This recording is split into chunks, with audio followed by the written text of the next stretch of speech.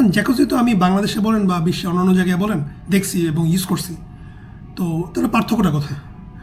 পার্থক্য হচ্ছে অন্যান্য জায়গায় কাপড় পরে করতে হয়, আর এখানে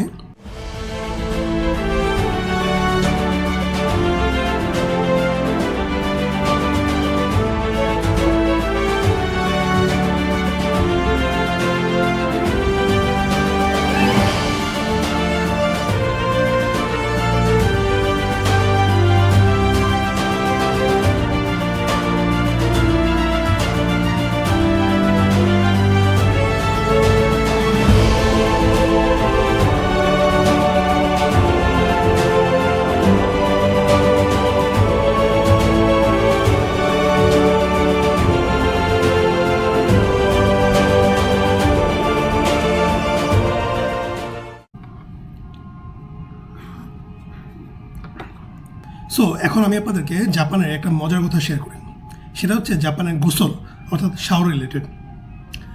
জাপানের এই শাওয়ার সম্পর্কে আমি এর আগে শুনছিলাম, বাট এতটা ডিটেলস শুই নেই। যেটা হচ্ছে জাপানে সবাই একসাথে গোসল করে। ওকে ফাইন, একসাথে তো গোসল করা যেতেই পারে। বাংলাদেশে তো মানুষজন পুকুরে বা সুইমিং পুলে একসাথে গোসল করে, কিন্তু জাপানে এই জিনিসটা একটু ডিফারেন্ট। সেটা হচ্ছে জাপানে প্রত্যেকটা গোসলখানায় একটা ছোট চৌবাচ্চার মতো থাকে, যেখানে সবসময় পানি ভরা থাকে এবং পানিটা ফ্লোয়িং, এবং এই পানিটা অনেক গরম, অর্থাৎ অন্যান্য জায়গার জ্যাকুজির মতো।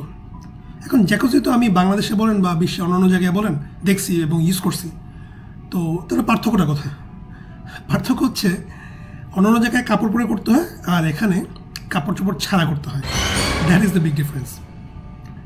তাহলে আমি প্রথম ধাক্কাটা কখন খেলাম হচ্ছে যখন আমি সেই শাওয়ার রুমে ঢুকলাম, দেখি সুন্দর মতো একটা চৌবাচ্চা আছে, সেখানে গরম পানি বেরোচ্ছে, প্লাস কিছু স্ট্যান্ডিং শাওয়ারও আছে। বাট দেখি একজন জাপানিজ সম্পূর্ণ কাপড় চোপড় ছাড়া, ঠিক আছে, গোসল করতেছে। তো আমি তো কাপড় চোপড় পরেই ঢুকছি। তো যখন আমি ঢুকছি তখন সে আমাকে বলছে, দাঁড়াও, এখানে কাপড় চোপড় পরে আসা যাবে না। আমার মানে বলছে, না, এখানে কাপড় চোপড় পরে আসা যাবে না, তোমাকে ওই জায়গায় কাপড় চোপড় খুলে তারপর আসতে হবে। চিন্তায় পড়ে গেলাম, কী করব? জীবনে তো কোনো দিন এরকম কাপড় চোপড় ছাড়া কখনো কারোর সামনে যাই নেই। সবসময় গোসল করছি নিজের মতো একা একা, তা সেটা পৃথিবীর যে দেশেই যাই না কেন। কিন্তু জাপানে এসে কি ইজ্জত হারাইতে হবে নাকি? কিন্তু একটা কথা আছে, জসমিন দেশে যথাচার, অর্থাৎ when are in Japan act like a Japanese. তো কি আর করা, ওর কথা মতো কাজ সম্পাদন করে ফেললাম এবং জাপানি স্টাইলে হট শাওয়ার বাথ নিয়ে নিলাম। ওয়েল, এক্সপিরিয়েন্স যদি বলি বেশ ভালো, জাস্ট অন্যান্য দেশের বা বাংলাদেশের জ্যাকুজির মতো। বাট ওইখানে সবাই কাপড় চোপড় পরে, আর এখানে কাপড় চোপড় ছাড়া। এখন প্রশ্ন হচ্ছে লজ্জা লাগে কিনা? ওয়েল, প্রথম যখন আপনি এটা করবেন তখন আপনার কাছে একটু লজ্জা লাগবে, সেটাই স্বাভাবিক। কিন্তু একবার বা দুইবারের পর জিনিসটা আপনার কাছে খুব নর্মাল হয়ে যাবে। কারণ হচ্ছে ওখানে সবাই একই রকম, অর্থাৎ ব্যাপারটা এরকম না যে হ্যাঁ ও তো আমার জিনিসপত্র দেখতেছি, হ্যাঁ আমি তো ওর জিনিসপত্র দেখতেছি, ব্যাপারটা সেরকম না। কারণ মানুষের সবসময় নিষিদ্ধ জিনিসের প্রতি আগ্রহ থাকে। সো যখন সব কিছু ওপেন হয়ে যায় তখন কিন্তু কেউ কারোর দিকে তাকায় না, সেটাই হচ্ছে মেইন জিনিস। সো আমিও দেখলাম যে আমার মতো কখনো এরকম কোনো ইমোশন কাজ করে নাই বা ফিলিংস কাজ করে নাই, এবং তাদেরও না, কারণ সবাই একই রকম এখানে। সো কে কার দিকে তাকাবে? সবার মূল উদ্দেশ্য হচ্ছে ওখানে গোসল করা, সবার কাজ শেষ, সবাই চলে যাচ্ছে। সো এইটাই হচ্ছে জাপানের গোসলের একটা মজার বিষয়।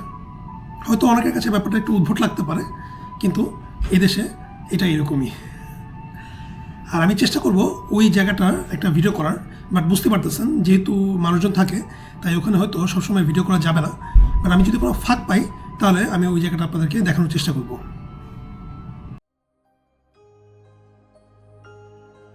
সো এটা হচ্ছে বাথরুম।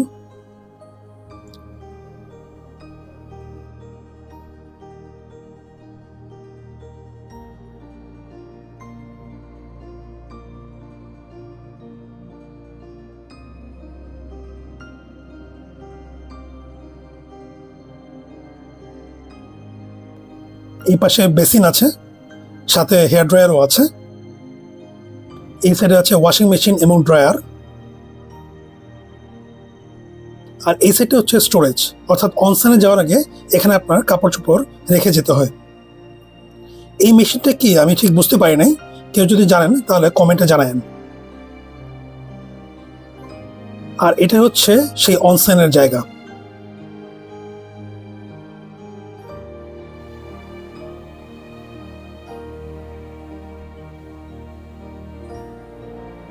বাঁ সাইডে হচ্ছে বসে গোসল করার জায়গা।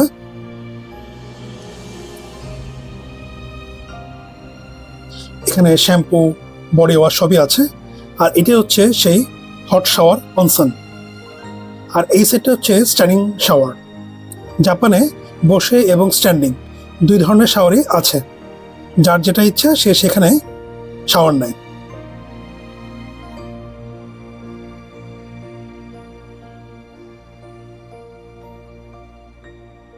আর এটাই হচ্ছে অনসেন, জাস্ট লাইক জ্যাকুজি।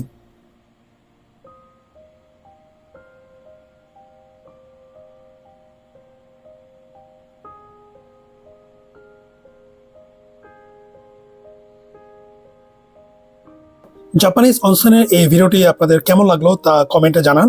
ভিডিওটি ভালো লাগলে লাইক দিন, ফ্রেন্ডস এবং ফ্যামিলির মাঝে শেয়ার করুন এবং সাবস্ক্রাইব করবেন।